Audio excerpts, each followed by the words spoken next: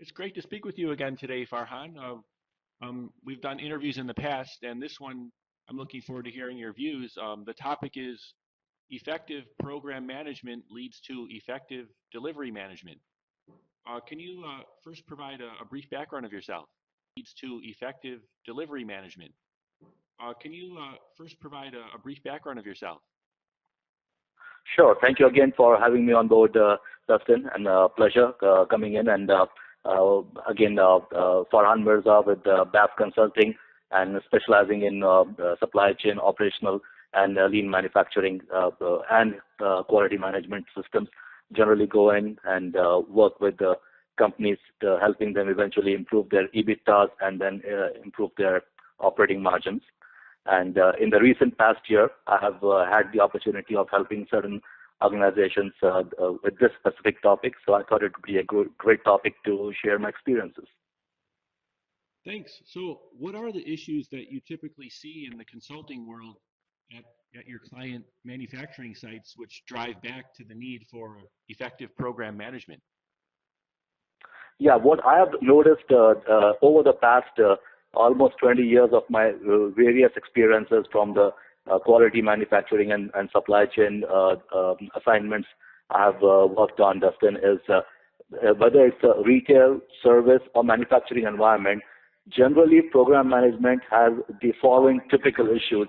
7 to 8 is what I bucket them in. One is late to delivery as committed to the customer. Shortage of parts, again, could be a reason for that because we didn't plan it right. Excess or of inventory where what's needed is not there and what's not really needed or in lesser quantity is in abundance. Thus leading to obsolescence because engineering changes happen at the last minute when we didn't plan it right in the planning phase. The fourth issue is people training, where we have abundance of workforce, but then the right people for the right assignment in the right work cells were not trained, whether it's training for a call center operation or training for a specific manufacturing operation. Then the fifth comes in is you have got, as per policies, people have to take vacations, which is all fine, but it's planned that key members of the work cell, without having the training matrix completed, are sent on vacation. And then what really happens over there is then you are struggling with the right workforce to come and support the operation. Then the seventh thing I see is a purchase order process not in place. What that does is basically purchase orders are implemented, but there is lack of control, and in that process, duplicates or excess and overshooting the budget happens. The seventh I see is an approval process is not in place. So you may see a $100,000 PO approved without the right due diligence, whereas you would go through a lot of pain trying to get a $1,000 PO approved. So, and then last but not the least is escalating spot buys happening where we see the budgets overshoot. Managers come under extreme pressure from the senior leadership or the board for having projects go beyond budget. And then sometimes, not all the times, but quality is being compromised just because we have got to cut corners somewhere. And then in that zeal of making sure things happen right, we are crossing the boundaries and then not making it right with enough checks. And at the end of the day, warranty cost escalate because we were trying to do a lot more in a shorter period of time. How do you implement an effective program management system? Sure. So from this point on, you see, of all these 7 to 8 things which I mentioned above, what we call is a true cradle to grave project management system. From my automotive days, we used to term it as the master dot philosophy.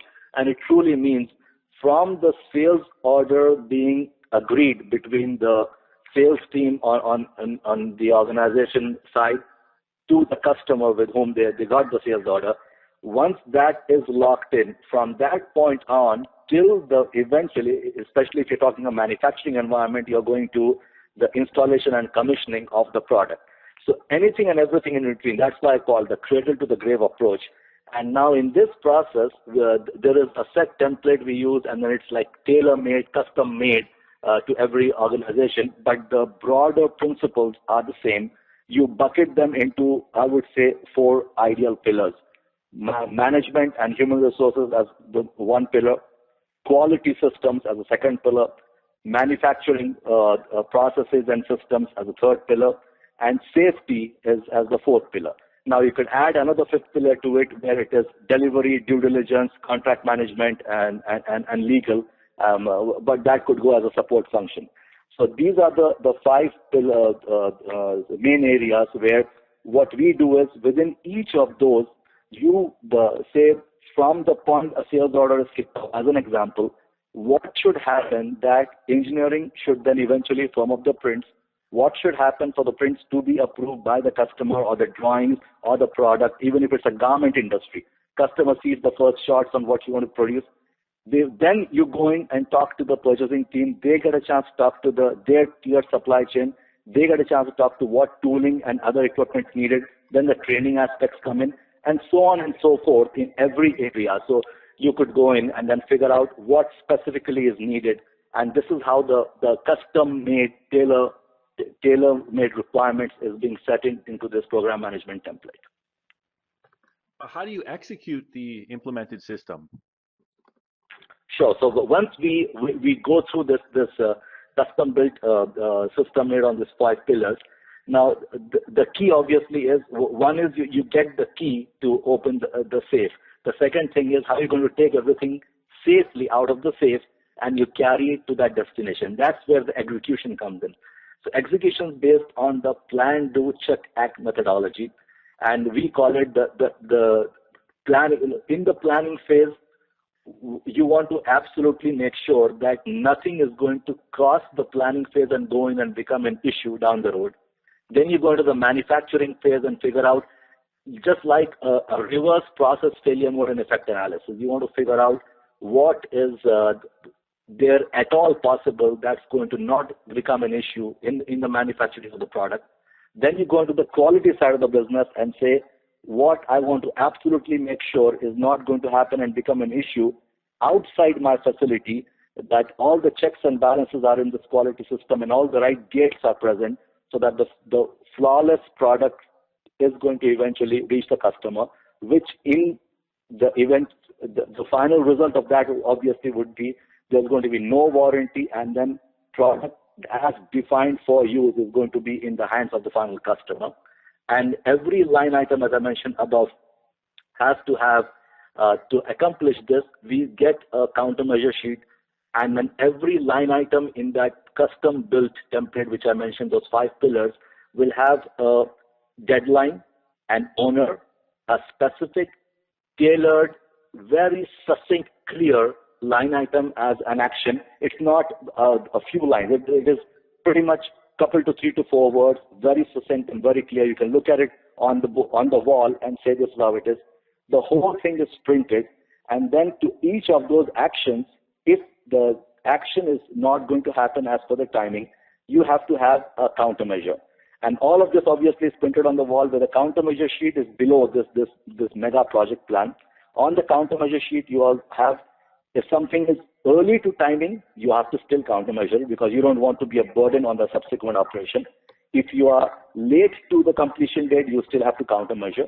And if you are getting a late start or have not started because there was a parallel activity going on, you still have to countermeasure. And last but not the least, no target date can ever move. The target is not a moving target. We have committed to the customer, and what we drive in the organization is a culture. The culture is we have to do everything possible to make things change in our process to still hit the final target date for every single action item we listed. So the target date as a discipline cannot move. And at no point in time, we agree that resources are going to be changed without the entire team's buying. So we are not going to pull someone just because some other department feels it's needed, without the entire team buying in and seeing what that resource reallocation has to do for the overall project.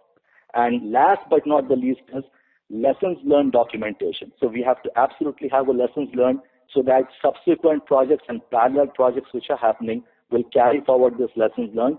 And certain organizations go to the very good discipline of having a lessons learned database where all this is documented. And the lessons learned database is going to be reviewed before the sales order is kicked off into a purchase order process and an engineering design approval every single time.